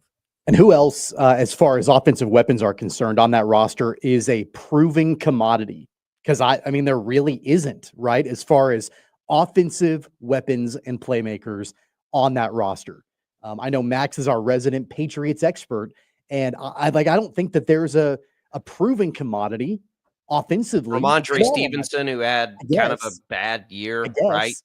So I like the move. I like them, bringing in somebody that is that proven commodity and has been essentially his entire NFL career. Is he going to be the Steph Diggs that we saw in his prime in Buffalo? Probably not. But I do certainly and he think was that before he got hurt last year. He was outstanding. He was really good. I mean, he's older. He's coming off, a pretty substantial injury. So I think it's unfair to say that he will be the Steph Diggs of the past, but I certainly think that he can be reliable. And honestly, that's what Drake May and that's what Mike Vrabel and that's what the Patriots need. They need reliability as they continue this rebuild. And Drake May needs to find out if he can be a good quarterback. And they're probably going to be in a position to take another offensive weapon or an offensive line. It's just like at some point you have to help these rookies. You have to. Or what are you wasting your time with? So when I initially saw it, it was like, God, why would they do that? They're not going to be any good. But then it was like, wait a minute. Why wouldn't they do that? Right? Like, why wouldn't they try to help him out? New coach, all of these things. I'm kind of thinking Drake May might work. Like, they got him the right coach in Vrabel. Like, the Patriots are kind of doing some good stuff as much as they have a major talent deficit that they've got to overcome. Then you get the Russell Wilson one, which is far like sexier and meatier as far as like storylines and all of these things. It is. I mean, Russell Wilson going to the Giants is sexy. It's a sexier story because it involves quarterbacks and it includes the drama right now of these last couple of landing spots. I don't ever want to hear you say Russell Wilson and sexy in the same sentence ever. You don't tell me what to do. You don't tell me what to do. You just let me do my thing. Okay. I'll classify that. Sexy is one of my favorite adjectives, not for anything like they're not without like a physical component to it. I love to use it incorrectly. And I do it all the time. So sexy story, right? I think Terry Slayton said, Russ, let's ride or something. God, so funny. I mean, he's not going to do anything for the Giants. I'd rather have Jameis Winston if I'm the Giants. If I'm being perfectly honest, like if I'm a Giants fan, I'd rather Jameis Winston be the quarterback. But boy, does it have implications. Not just with Aaron Rodgers. It has implications on the draft. Where are these quarterbacks going to go, Tommy? Does anybody want these quarterbacks? I think it's an indictment on the top quarterbacks in the draft. I mean, I really think it is because, the Giants basically have, I think, cut themselves out of the running for Shedeur Sanders, for Cam Ward, if he's still available at number 3. So I think it's an indictment on those quarterbacks, number 1. But number 2, even if you don't love either one of those quarterbacks, if you're the New York Giants, what do you have to lose at this point by using one of your using your number 3 overall pick? Thank you, Max. I tried to find it in the system, but I had to go to YouTube. There we go. I love it. A lot of people call this my theme song. Sexy back. A lot of people say that. I think of Russell Wilson when I think of this song.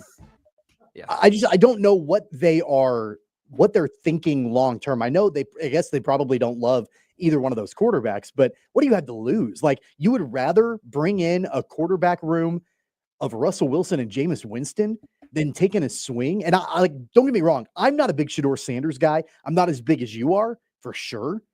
But what do you have to lose by taking a swing at one of these young quarterbacks? Because like the Giants are bad. They're a bad football team. They're not going to get any better with Russell Wilson or Jameis Winston at quarterback. So why don't you at least take a big swing, take one of these quarterbacks early, and at least see what you've got in one of them?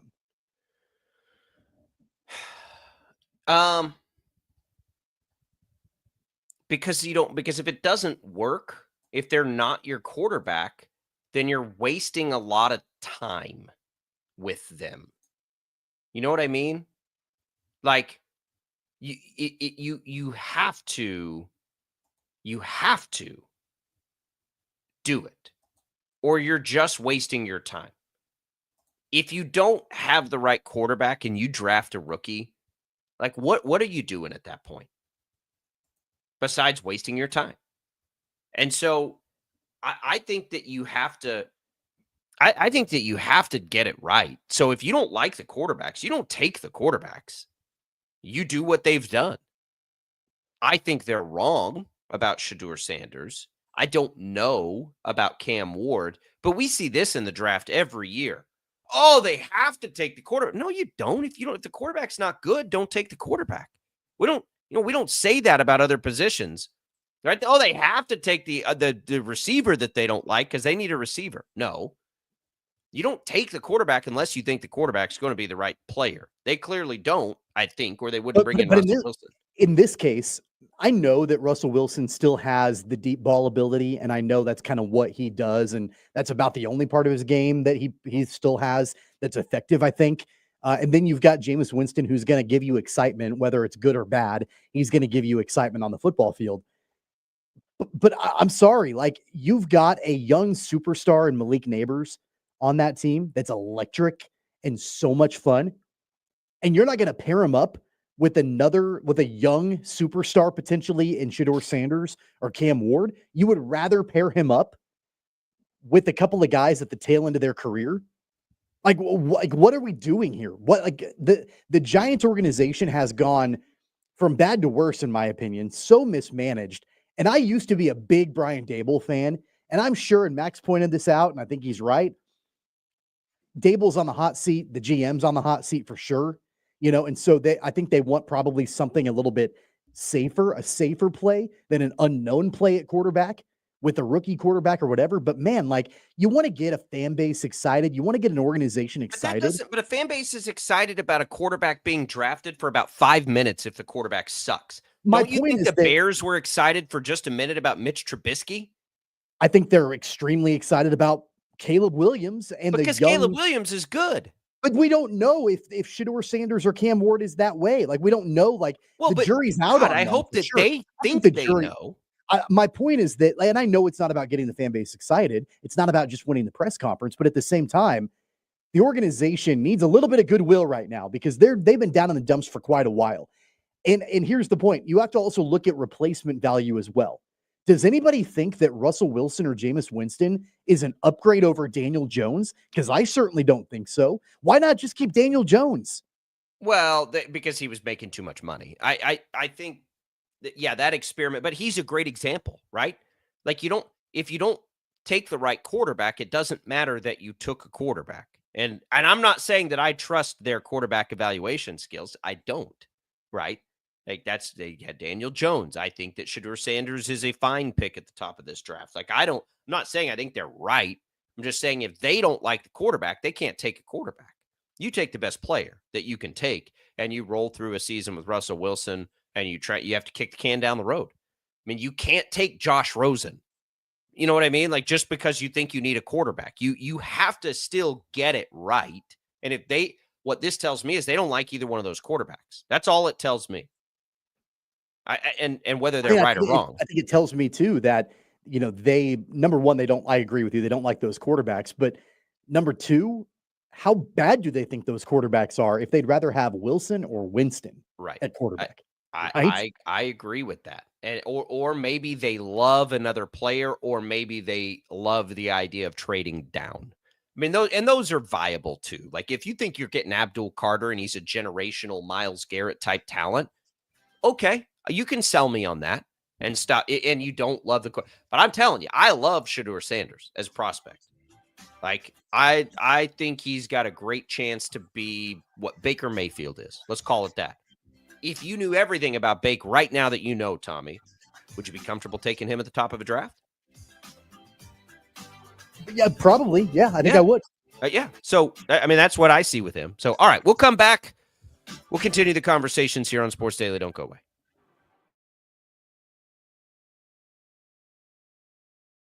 66 counties, 4 regions, and 1 weather team that you can trust. Find Storm Team 12 every weekday at 5:30 on the KSCW. Whatever the weather and wherever you are, Storm Team 12 is zooming in, going zone by zone to give you a more in-depth look at the forecast and some science behind the storms so you know more.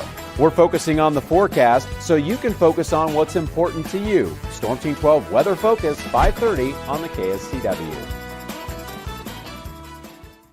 The future of television has arrived. Next Gen TV is here with stunning video, movie theater quality sound, enhanced voice clarity, and interactive features, all upgradable for the future. Learn more at watchnextgentv.com. Sometimes people tell us, I don't get it, it's just tea. But let me tell you, we are so much more than just tea. With 20 plus flavors of sweet and unsweet iced tea, the possibilities are endless. Come on in and try them all for free to find your favorite or get us on the go for your busy lifestyle. And don't miss happy hour every day. So the next time someone tells you it's just tea, tell them to come by and find out why we say, drink tea, be happy. Is the canvas of our imagination. They tell a story. Clouds affect the events of your day. Sometimes they growl, sometimes they inspire, but they're always the messengers of nature's mood written in the sky. Storm Team 12 understands the language of clouds. We're dedicated to decoding their message so you know what to expect. Behind every cloud, there is a story waiting to be told. Trust Ross Jansen and Storm Team 12, alerting you first to the impact on your life. When you need help, remember, you're not alone. We are here. We are neighbors.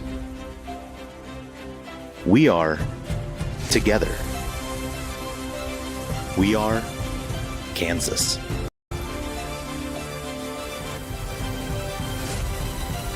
We are 12 News. What is GMFB overtime? It's Peter, Jamie, Kyle, and Akbar breaking down the NFL 5 days a week. It's okay to be excited. It's this, that, and a whole lot of... It's football for everyone. Weekdays at 10 a.m. on KSCW. Are following a breaking update. Every day, all day, stream the stories that have you talking near and far. Whoever is behind the wheel of this bus is not stopping. From hundreds of local reporters and meteorologists spanning the country. Chaos here this morning at the UW campus. Search LNL for the all-new Local News Live streaming app. Make yourself known now. 310-01 in traffic pursuit. Oh my God, here. Investigate TV Plus begins with real people. We investigate stories that impact you. And inspire change every day. Something is broken. Real problems. Why are they hiding it? And real solutions. My daughter was dying in front of me. What was your reaction when he said that? Investigate TV Plus, weekdays at 3:30 p.m. on KWCH. Sometimes people tell us, I don't get it, it's just tea. But let me tell you, we are so much more than just tea. With 20 plus flavors of sweet and unsweet iced tea, the possibilities are endless. Come on in and try them all for free to find your favorite or get us on the go for your busy lifestyle. And don't miss happy hour every day. So the next time someone tells you it's just tea, tell them to come by and find out why we say, drink tea, be happy. Mornings are busy. We're here to make your mornings better. We report the stories that affect you. 3 more hospitalized from contaminated apple juice just a day after the FDA issued a recall. We're here to make your mornings better. Closing east and westbound lanes of K96 for repairs. With 12 News, you're prepared for your whole day. Scattered thunderstorms across the state into the afternoon. Stay a step ahead with 12 News this morning on KWCH and KSCW.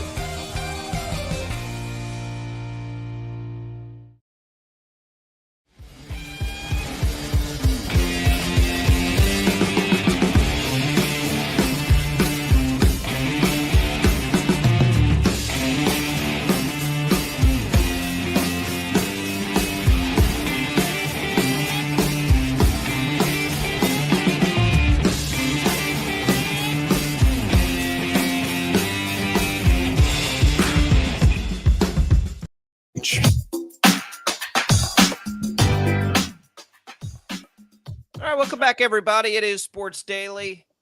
You want to win some HTO? Let's do that right now. All you got to do to win a free cup of tea, more than 26 flavors, all kinds of new stuff in there as well that you got to get in and check out. All you got to do is text the keyword T, TEA, 20357. That'll get you a cup of tea at either East or West Wichita or in Derby. Good luck, everybody. Message and data rates apply. You can enter once per day. Tommy, let's talk about this stadium stuff for the Royals. So a couple of days ago, Bob Fesco, 96.5 fan of Kansas City, our sister station up at Odyssey, reported that there are deep-level conversations happening basically with the Royals in the Sprint Complex, and if they come to Kansas, like that's going to be the place. Now, he never said they're coming to Kansas and that's going to be the place. He said they're honing in on that as the place if they come, I think. Don't paraphrase him. But that's the gist of it. Well, then you get some following reporting done by the Business Journal up there that, there's a downtown developer basically saying they're coming to Kansas. Then, we had reporters see that and call some lawmakers and they're like, oh, no. That's not a done deal. Like, not at all. Like, there are a lot of things that still need to happen, even if the Royals are going to come across. But it was never that conversation is not happening, right? That was never the indication there. So then yesterday we get, and there is a release sent out from the people that run that Aspera site, however it's pronounced, that are from Occidental here in town, which there's a firm here in town. It's based in Wichita. Occidental is a Wichita Occidental company. Is, yeah. Yes. And they're saying there are not in discussions with the Royals. A lot of speculation. This is just a rumor. So, and then Fesco was out this morning, and you sent me this, like, basically, and he was saying the same thing I'm going to say right now. This is me saying this, not him. If you were a real estate company, Tommy, and you had tenants, there's some damage control involved in something like that. Like, you don't want those people to think you're going to be done with them soon. And so, like, but they did come out and they said, hey, it ain't happening. It's happening. It's happening. We've had lawmakers say but there are a lot of conversations. We don't know that that's happening. Something is going to happen. We don't know that that's happening. Let's be clear about that. Happening. Right. Conversations are happening. And yeah, like there were probably ways that it was construed that, yes, they are coming to this side across. That's not what's happening. What's happening is it's being considered and they're talking about it, right? They're talking through their options on it. I mean, so I don't read too much into it. I think for all of this noise, the thing that you take away is not that they're going to play it there or that they're going to play it somewhere else, at least for us down here, because for us down here, it doesn't make it a hill of beans, whether they play it at Legends, whether they play it at this, but who cares? We don't care. Like for real, I don't think anybody down here cares. The only thing we care about is that they're coming to Kansas or they're not coming to Kansas. And it sure sounds like there's a lot of momentum for them to come to Kansas. Honestly, more than I thought there would be. Thought this was all Chiefs driven. I didn't think there would be as much of an appetite for the Royals. But in the language of the Star Bond stuff that got passed, it did say pro sports leagues. And if it, you've got there will be fewer concessions, I would guess, given to the Royals than there would be to the Chiefs. So there are going to be a lot of things that still have to be worked out here.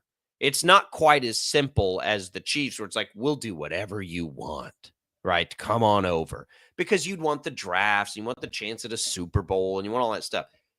Baseball, you're getting an outdoor stadium that's not quite as multi-use as a football stadium. Like, it's a harder sell. So they're happening. But I don't think they're anywhere close to being done on whether they're even coming over here. I don't think the Royals know where they're going to play baseball. I mean, I do think that if you were putting odds down, at least this is just my opinion, I would probably say at this point, you're probably going to be laying odds that the Royals will ultimately end up in Kansas. As of right now, like, I think if you were to put money on it, you would probably be laying odds that the Royals will be in Kansas. Just with where all the smoke is right now, with where all the conversations have been, because, and I think this is a major important piece in all of this, it's really quieted down on the Missouri side as far as the conversations of potential locations and strategy meetings and lawmakers getting involved in different things and trying to figure out potential locations on the Missouri side. We haven't heard a lot about that in a little bit. There was all of that chatter and conversation months ago about Clay County. And then there was the conversation about Power and Light. Then there was the conversation about that, and I don't remember the name of the neighborhood. I'm not familiar with it, but that area that's kind of the historical area on the Missouri side where there were all of those old businesses that were probably going to have to be raised to be able to build the stadium right there on the Missouri side. Like, all of those conversations have kind of quieted down over the last few months. What has really ramped up has been the speculation about various sites on the Kansas side of the border. So right now, if I were putting money on it, you're probably not going to get very good odds. But if I were putting money on it, it would be that ultimately at the end of the day, a new Royal Stadium will probably be on the Kansas side. I would agree. If you're putting money on it, I would say the odds are better that they play in Kansas than in downtown Kansas City. I think there's more of an appetite for it, and I think it will become a better deal for the Royals. I think the Royals would prefer to play downtown, but I would prefer for them to play downtown. I don't think downtown Kansas City has the appetite to do it. I'm on the record. I think I've said this multiple times, and I'll say it again. Even though I'm a Kansan and I would love to have a professional sports franchise, a Major League Baseball franchise in the state of Kansas, I think from a excitement level or a fan perspective, I would love to have a Power and Light Royals team. Like, I think that would be phenomenal. That'd be great. But there's not an appetite for it. And like, the lawmakers, and I think part of the reason why it's quieted down over the months is because the lawmakers have tried over and over and over again to get something through to have the taxpayers foot the bill for it. And it's been soundly defeated over and over and over again. Like that sort of thing is not happening because there's not the mechanisms in place for that to be able to be pushed through without a taxpayer vote, and the taxpayers simply don't want it. They don't. And here's why you also see, I think, them broken apart now with the Chiefs. I think lawmakers in Kansas City, and again, we're speculating. We gave you the stuff that's more like factual off of the beginning that, Occidental has come back and said, oh, we're not talking, but I know that one of our reporters talked to a lawmaker that's like, yeah, but they're a long way away. And we know Fesco's saying they're absolutely talking. So that's all that's happened. Now we're speculating. Okay. Just draw that line in the sand. We are strictly speculating here. Now, from here on, I think we may go back to that, but this is all speculation now. And this is trying to read between the lines and be intuitive. In the beginning, with the extension of the tax there that currently exists, that obviously tethers the Royals and the Chiefs together, right? That area clearly does not have the appetite to do that. Okay. Now it's like, if you break them apart, which is the natural thing that happens with that, I think the reason the appetite wasn't there, Tommy, is because the public isn't like the Royals. It's like, yeah, I don't know if I want a sales tax for the Royals, right? I don't know if I want to do that. Okay. That's where you're going to see a natural breakup of the two organizations. They're not going to play in the same place. Now you've got a situation where if you're the Chiefs and you can say, okay, let's try again, but it's only us this time. The public is far more likely to do that, I think, at a lesser amount, right? Because it's not two teams than it would have been. I think. I don't know that, and neither do the Chiefs, and neither does the state of Kansas. It doesn't mean it's going to happen. I would just say it's probably more likely to get through. But that leaves the Royals. Okay, and the Royals now have got to try to go downtown, which is where they've always wanted to be. You've got to at least exercise that, but it doesn't sound like, according to the Business Journal and other things, that's going to happen. And that would have to be, like, you'd have to get into, because not going to happen on the way that they tried to push through the first one. So you've got that, and whether the city can come up with something or not, you go on to the other side in Kansas, and you got a star bond staring at you in the face. Because Kansas passed a law that said, for any pro sports teams, whatever, read between the lines, right? Like, what is more likely for the Royals? To hammer something through in downtown Kansas City that the public does probably not have an appetite for? or to come across the border to Kansas, get exactly what you want, probably get a better financial deal, and still draw from the Kansas City Metro. Read between the lines. Like, it's, that's all we're doing here. Like, it's the circumstances have created this scenario where Kansas just might kind of accidentally stumble into a pro baseball team here. The Chiefs are a different story. We have to separate them now. Kansas City will fight much harder to keep the Chiefs than they have to keep the Royals. And so now we separate them, and it makes sense. If you're the Royals, I mean, what would you do if it was you? I'd come to Kansas if I was the Royals. If there's a star bond on the table and I don't have to spend my own money, I'm coming to Kansas. Well, absolutely, because keep in mind, like, there's no way if on the Missouri side, if the city of Kansas City, Missouri went to John Sherman and the Royals organization and said, look, we really want to keep you. The plan is that we would like to have you in this area. We'd like to do this, but we can't provide any kind of subsidy to make this happen. We can't provide you a new stadium. The taxpayers don't want a sales tax. We don't have any kind of mechanism to be able to provide you state funds. We can't do any of that. So we have this location. We want you to be on the Missouri side forever, but we can't really help you. We can't really do a whole lot, but we'd really like to have you. John Sherman's a businessman, first and foremost. He's a billionaire, first and foremost. All you have to do is go 20 minutes on the other side of the border, and all of a sudden you've got subsidies out the wazoo to be able to take care of a stadium for you on the Kansas side. And you've got a state and lawmakers in that state that have already passed legislation that basically outline a way to have a pro sports franchise in the state, and everything is already in place for that.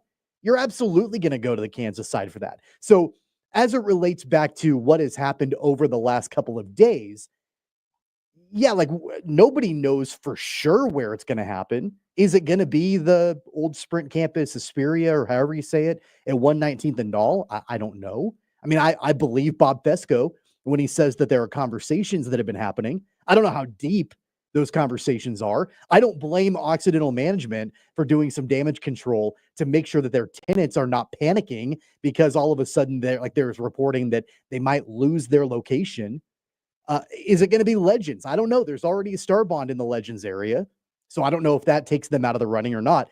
I don't think anybody knows for sure. They're exploring all options, but one thing I'll tell you is that John Sherman is a good enough businessman that he's, assuming it's on the Kansas side, they are going to pick the location that will be the most advantageous for them financially, whether that's from a star bond situation, from a location perspective, where they feel like they can make the most money. That's where this team is going to go, more than likely on the Kansas side.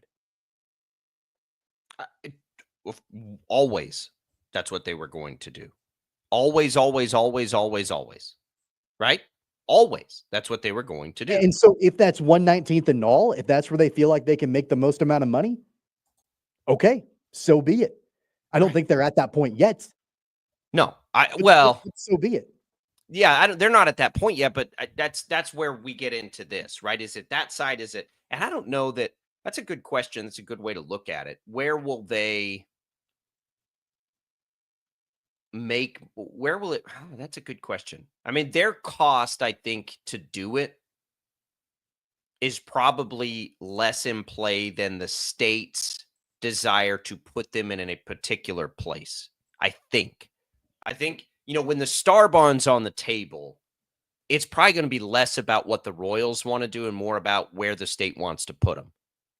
Because you've already got star bonds in play in a couple of these places, maybe less so in others. Like the state has some power here too, Tommy, to say like, we don't want you up there. That star bond doesn't make as much sense for us. We want you down here. Now, what are you going to do to get this to happen? You know what I mean?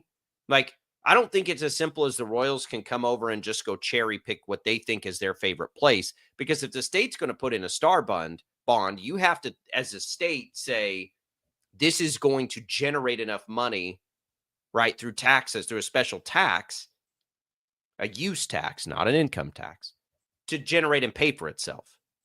So I think you have to pay attention to that.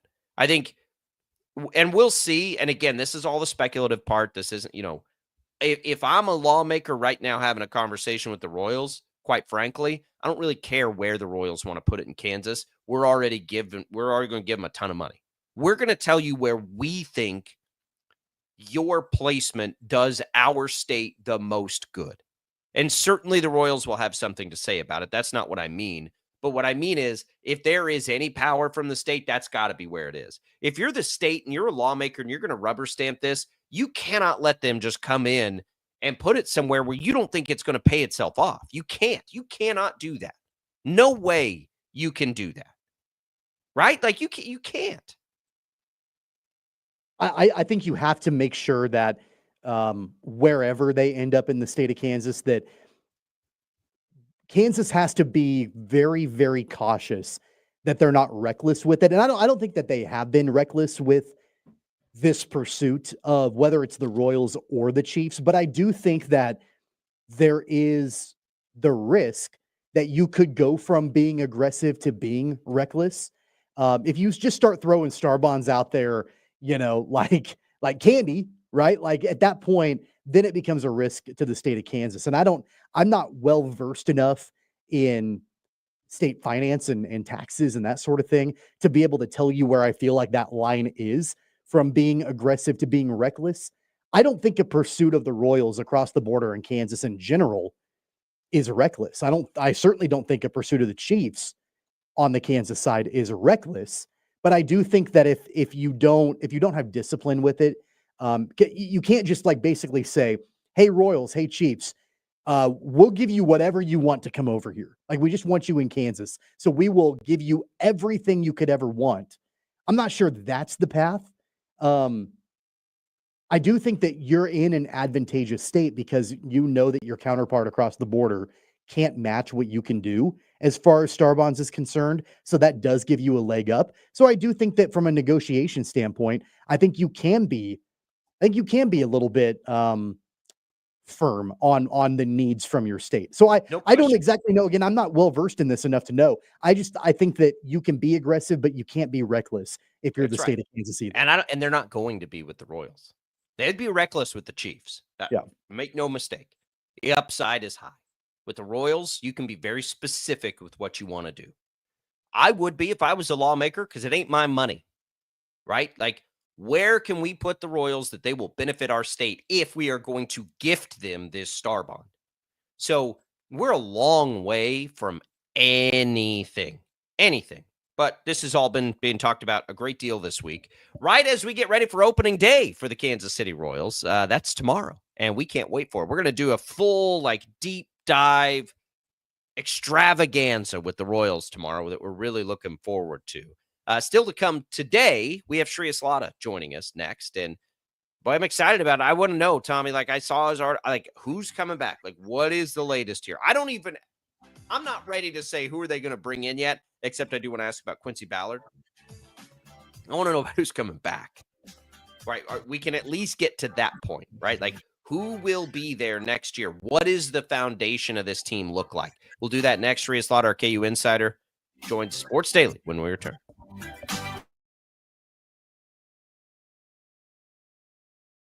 66 counties, 4 regions, and 1 weather team that you can trust. Find Storm Team 12 every weekday at 5:30 on the KSCW. Whatever the weather and wherever you are, Storm Team 12 is zooming in, going zone by zone to give you a more in-depth look at the forecast and some science behind the storms so you know more.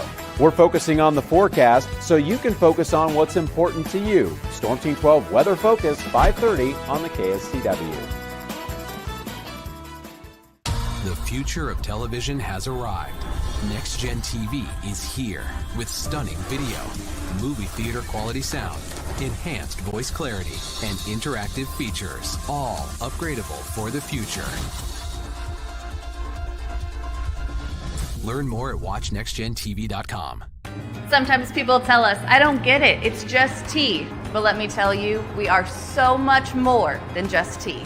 With 20 plus flavors of sweet and unsweet iced tea, the possibilities are endless. Come on in and try them all for free to find your favorite or get us on the go for your busy lifestyle. And don't miss happy hour every day. So the next time someone tells you it's just tea, tell them to come by and find out why we say drink tea, be happy. Is the canvas of our imagination. They tell a story. Clouds affect the events of your day. Sometimes they growl, sometimes they inspire, but they're always the messengers of nature's mood, written in the sky. Storm Team 12 understands the language of clouds. We're dedicated to decoding their message, so you know what to expect. Behind every cloud, there is a story waiting to be told. Trust Ross Jansen and Storm Team 12, alerting you first to the impact on your life. When you need help, remember, you're not alone. We are here. We are neighbors.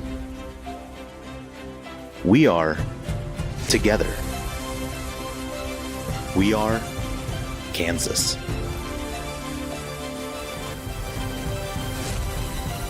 We are 12 News. They say, What is GMFB overtime? It's Peter, Jamie, Kyle, and Akbar breaking down the NFL 5 days a week. It's okay to be excited. It's this, that, and a whole lot of It's football for everyone. Weekdays at 10 a.m. on KSCW. Are following a breaking update. Every day, all day, stream the stories that have you talking near and far. Whoever is behind the wheel of this bus is not stopping. From hundreds of local reporters and meteorologists spanning the country. Chaos here this morning at the UW campus. Search LNL for the all-new Local News Live streaming app. Make yourself known now. 83101 in traffic pursuit. Oh my God, here. Investigate TV Plus begins with real people. We investigate stories that impact you. And inspire change every day. Something is broken. Real problems Why are they hiding it? and real solutions. My daughter was dying in front of me. What was your reaction when he said that? Investigate TV Plus, weekdays at 3:30 p.m. on KWCH. Sometimes people tell us, I don't get it, it's just tea. But let me tell you, we are so much more than just tea. With 20 plus flavors of sweet and unsweet iced tea, the possibilities are endless. Come on in and try them all for free to find your favorite or get us on the go for your busy lifestyle. And don't miss happy hour every day.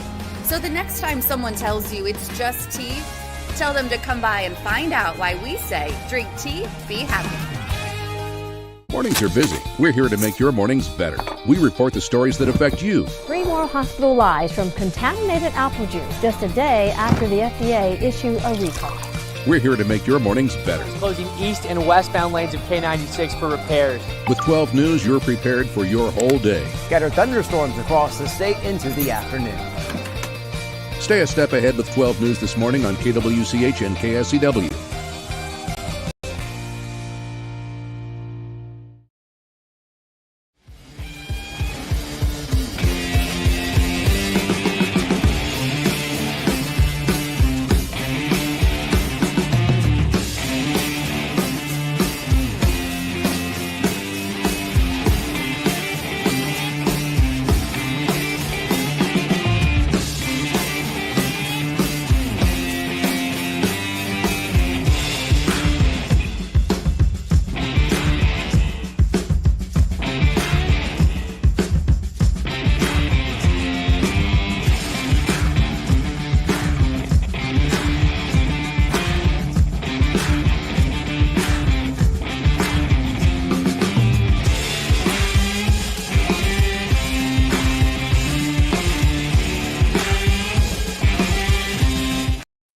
Insider interview on KFH. All right, we welcome in Shreyas Laddha. You can find his work at KC Star, KU Beat Reporter. You can follow him on X at SHRE98. Shreyas, it is portal season. I don't know how much you enjoy portal season. It is one of the craziest seasons for somebody in your line of work. How's it been so far? Chaotic. Just trying to figure out what's going on, reaching out to agents. Always my least favorite thing is trying to figure out if these guys are going to talk to me or not. A lot of no responses and stuff like that. But then you get the guy who doesn't have an agent yet like a high school coach. And it's a refreshing conversation because they're not, hiding anything. But yeah, it's been fun and chaotic and a lot to pay attention to because Kansas is definitely busy. Do we know anything of substance yet from this roster? Because I've not seen, really anybody make a definitive decision as far as whether or not they're entering the portal that are potential returners for Kansas. Yeah, no, nothing definitive yet. I had a story a couple days ago kind of mapping out where things are at with a couple of different guys. Like I mentioned in the story, Diggy Coy's a situation that's interesting where obviously there's interest on his end and there's interest on Canada's end for them to eventually come back. But in the benefit of getting better and him kind of being a liability on defense, there could be a parting of the ways depending on how the roster construction goes out for Kansas. Another one was Flory that I know some rumors have come out. Maybe he was interested in the portal, but I was told that definitively on Sunday that there was no such chance that he would enter the portal. Obviously, things can change. That was Sunday. We know how things are. And the current plan is for him to take a week off basketball, then meet with KU coaches and discuss. And if it goes all according to plan, they expect him to be a building block for Kansas next year alongside Peterson. So unless something changes, which it could, we know how things are in the portal and how people are nipping at the butt, I'm sure, to get him from other schools. Right now, I don't think Flory is going to leave the Jayhawks. Storr and Ryland are probably the two contenders, I think, if I were to pick. Hey, I think these guys could go. Another one is Zach Clemens. I mean, Clemens almost left before last season, but he decided to stay. The year before that, he flirted with going to Santa Barbara, but ultimately came back. If he wants playing time and a real opportunity to play minutes, I'm not sure he's going to get that at Kansas next year. He didn't get it much this year, even when he was healthy. Obviously, he had the groin injury for the second half. So just a couple of those guys on the roster I'm paying attention to. So with Flory, because I think it all starts there, is the draft an option at all? Like, is he getting any of that kind of love? So this is pretty much college basketball, it sounds like. Yeah, there's no, I talked to a couple of different draft guys that I know in the business throughout the season, and nobody really has him on their boards, at the moment. Like if he declared because of his age, I'm sure he get drafted like late second round because of the injury there. But there really wasn't much, from Flory besides a couple of games of production where I think teams or evaluators felt like, hey, he's a definitive lottery pick. Like, we knew Furphy was getting lottery buzz when he started to play. Grady had lottery buzz the entire season he was at Kansas. There was none of that with Flory, besides maybe a brief moment. And the guys who had Flory on their board, were really more Twitter or amateur guys, and obviously sometimes they tend to be ahead of the curve 6 or 7 months before the national guys catch up. So that's a little bit of that. But from what I understand with the situation with Flory is it was always expected to be a multi-year thing. That's what I was told in the last summer. He didn't expect to be a one and done guy. I mean, he was going to go out there, compete with Hunter and KJ and Zach Clemens and get better. And then ideally you come back and he's the starter next year alongside Darren Peterson. And if things go well, they both could be lottery picks. Speaking of Darren Peterson, how much pressure does Peterson have on his shoulders next season? Especially considering the way that the last 2 seasons have gone. And, I think that there are a lot of folks in the fan base, at least, that are looking at Peterson as kind of the savior of the program, like a palate cleanser after what has happened the last couple of years. How much of that pressure do you think will end up on his shoulders? I mean, I think there's an immense amount of pressure, right? The reality of the situation is KU's looking at him and people have made the comparison. I don't know if we're quite there yet, but he's their Cooper Flag. For better or worse, they're going to ride Peterson. I think Bill Self had a comment a couple of weeks ago talking about Peterson, where it's like, if Kansas has the season he thinks and that Duke had this past season, he's going to get the lion's share of the credit. And the inverse is also true. If Kansas disappoints next year or goes in not a top 3 seed and, they lose out in the first or second round, there's going to be a lot of pressure on him that way. But the reality thing is, we know he's gone after a year, guys. Unless something catastrophic happens, he's going to be gone after a year. So Kansas finding the right pieces to fit around him is going to be so important because that fit thing in Self's system, and I mentioned this on Twitter today, It's not just about talent anymore. It's about having guys that fit around Peterson, but also not too many guys who are just do one or two things well. I feel like that's the big thing that I've noticed this year, last couple of years, is you have too many of those guys who just do one or two things well. So if they don't do it well, then what are they doing out on the court? Yeah. Okay, let me ask you this then. How much wiggle room is Bill Self going to allow with those two guys? Because if it's those two guys, it's a true freshman and a raw sophomore who we didn't see the full potential of. He's not going to build that program around that next year. Well, I think he's going to bring in some veteran guards. They've been linked to Josh Dixon. I just put out a story. They reached out to Donovan and from New Mexico, sorry. And he's going to be a big get if they can get him. Every Blue Blood has reached out to him and his high school coach recently. He averaged 20 a game. He's a Mountain West Player of the Year. If Kansas can get him, it'll be big for Kansas, but I think this can be a difficult decision. But we should find out in the next couple of days. I was told he could make a decision as soon as this weekend.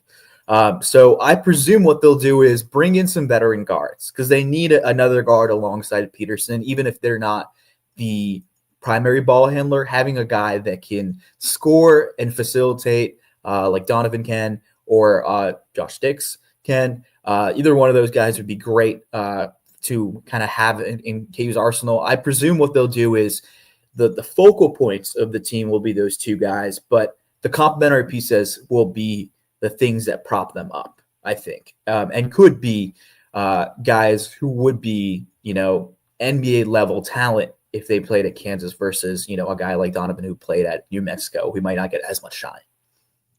Going back to the opening round loss in the NCAA tournament last week against Arkansas, it was basically a microcosm, that game, of the entire season for Kansas. Like everything that had been ailing the Jayhawks throughout the year, it was encapsulated in that game against Arkansas. Poor clutch moments at the end, or unclutch moments, I guess, for the Jayhawks. Turnovers, back-to-back turnovers, it seemed like, down the stretch. Just a lot of those issues. And then, of course, you have the devastating injury with KJ Adams to close out that game. What do you think Bill Self's mindset was coming off of that game? Like, I would imagine from him, there was probably just a mentality of like, thank God this is over with. Like, thank God we're done with this. And we can hopefully start fresh next season.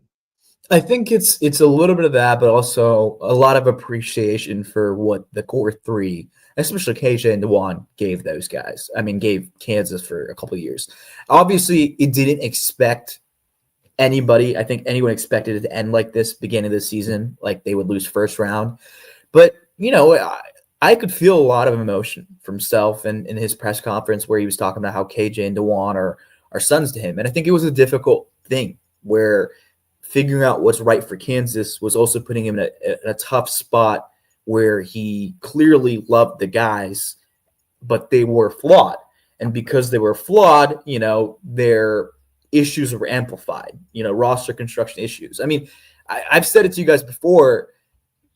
2 seasons ago, KJ Adams was the center of Kansas basketball, and they got the number 1 overall seed. Why? Because they surrounded KJ Adams, DeJuan Harris with 3 NBA-level wings. When they brought in Hunter Dickinson, they essentially said, hey, this is the guy that we're going to build around. And it's difficult to build around Hunter Dickinson. Easier said than done.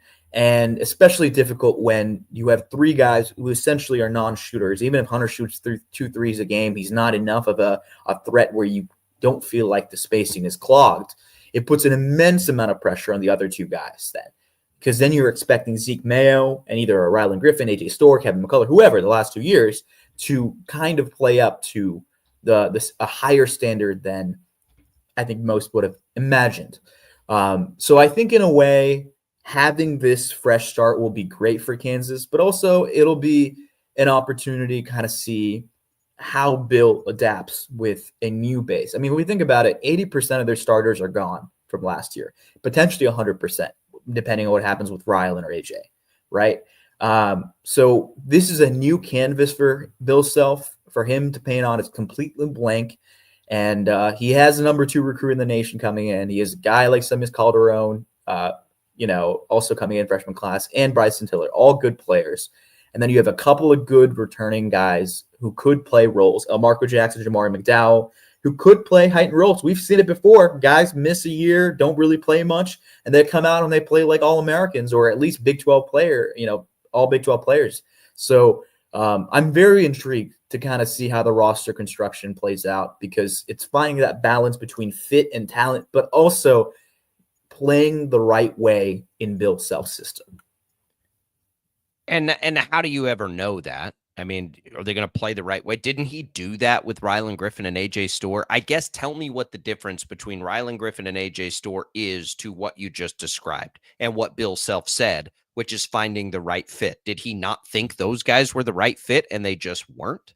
I think the belief that Self had, especially with Storr, is Storr can learn how to be a winning basketball player. I mean, I asked him in November what the biggest difference between Wisconsin and Kansas was. He was like, well, learning how to play winning basketball. To me, that was an alarming thing to say at that point in time. And I thought about it. I mentally kind of noted, I was like, okay, this could be an issue. For him, the leash was always small, but he was clearly there to be a scorer first because his defense was not good, right? And this is what I'm saying. Like, the right fit means minimizing guys where they're a liability on one end of the court.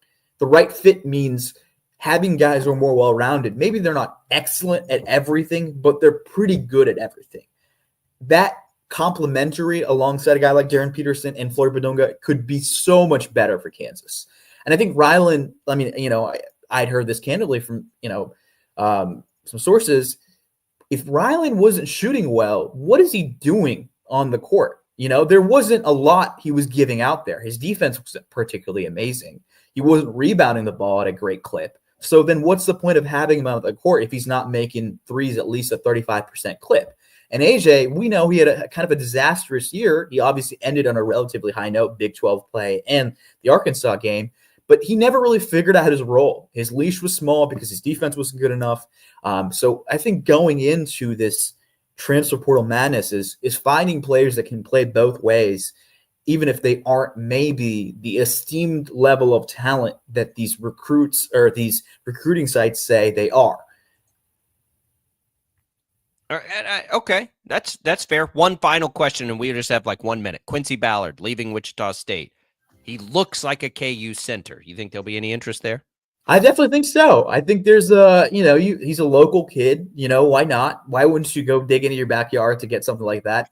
He could play a backup center role to Flory. They clearly need a backup center. Maybe they even play. I haven't seen Quincy play that much, but if he's a stretch five, that he could play the 5 and Flory could play the 4. He looks the part. The only thing is, if he goes somewhere, it's got to be to play more. I just don't know. That'd be the only thing, but he sure does look like. We'll keep our eye on that. We'll find out. KU would compensate him well, but I don't know that it would be his most advantageous playing opportunity spot. We'll follow you, Shreyas. You're the guy here. We're just going to kind of track this thing through you. That's the only way I know how to do it, so we appreciate it. I appreciate it. Thanks for having me, guys. There goes Shreyas Laddha. Find his work at the KC Star. We'll be right back with more Sports Daily.